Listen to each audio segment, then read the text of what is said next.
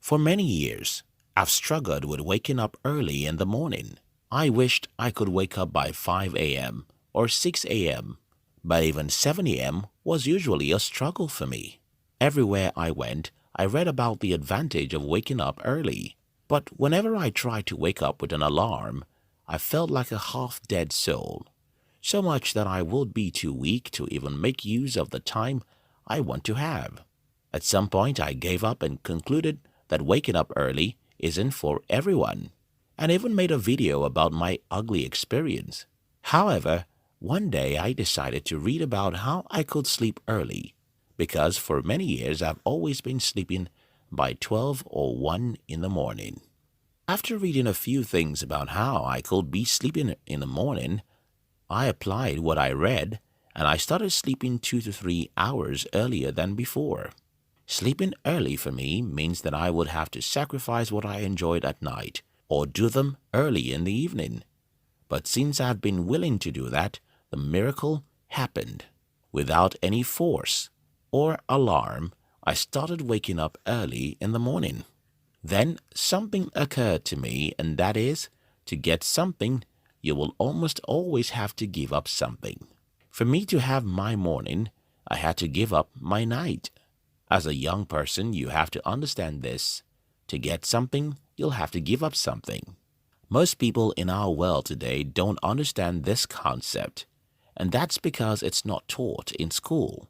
Over a decade ago, I read something that goes like, if you want to achieve what you've never achieved before, you have to become who you've never become before.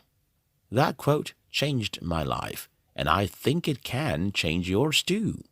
If you want to achieve what you've never achieved before, you have to become who you've never become before. Try what you've never tried before, pursue what you've never pursued before, and be the person you've never been before. 0 before 100. A few months ago, I was discussing with one of my friends when I told him about what I think about life with this analogy. Close your mind and imagine that everyone in the world is at a point 30. All the time, what most people do is to struggle to get to point 100 from where they are, while what the truly successful people do is to drop to point 0 before aiming for point 100. And what this means is that if you truly want to be greater than who you are today, you have to be lower first. Let me give you some practical examples. Let's say your dream is to be richer than you are today. Well, you might have to be poorer first. For example, you might have to discipline yourself to save money instead of spending it. You might have to discipline yourself to not buy a new phone when everyone is doing that.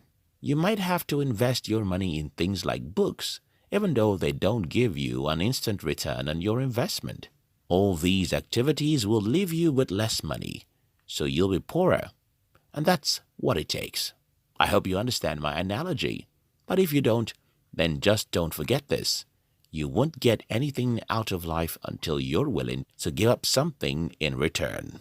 You won't achieve great success until you're willing to make great sacrifices. You won't become rich and successful until you're willing to do what others won't do and be who they will not be. The secret pains. Everything I have been saying in this video is so simple that you'll expect everyone to understand it, and so you might think that I shouldn't call it a secret. But unfortunately, most people don't understand this because it is not public knowledge, and more so because making sacrifices is boring. And what makes it boring is not that it's painful, but because it's done in secret. Think about this, for example. If reading a book about money could be done in the public where everyone applauds you, wouldn't you do it every day? If eating healthy food is what everyone sees on your forehead as you walk around the city, and eating junk is the same, won't you stop eating junk? If there's a way you can get all your friends to see that you're doing certain difficult things, and you're sure they will applaud you, wouldn't you be motivated to do it? The problem with discipline is that it's done in the secret. Nobody sees you and nobody praises you. And because there's no instant gratification, most people are not motivated to do it.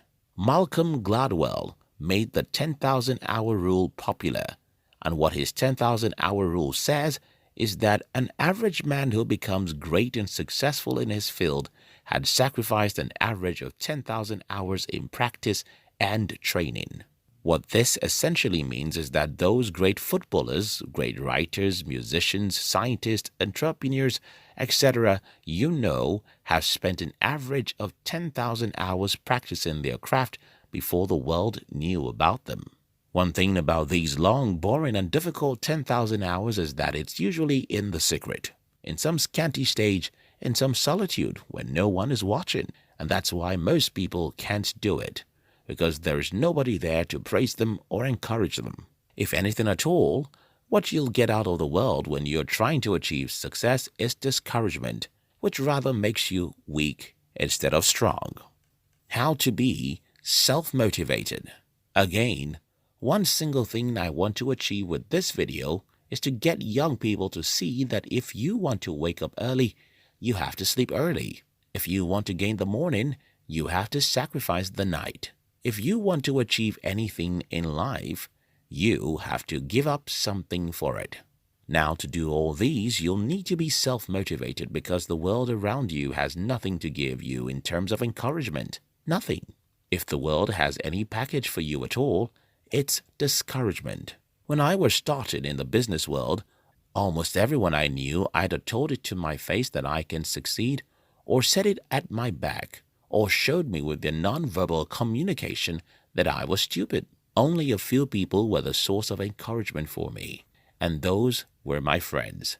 And that's why one of the things I recommend for anyone who wants to be self-motivated is to choose friends who are positive and dream big.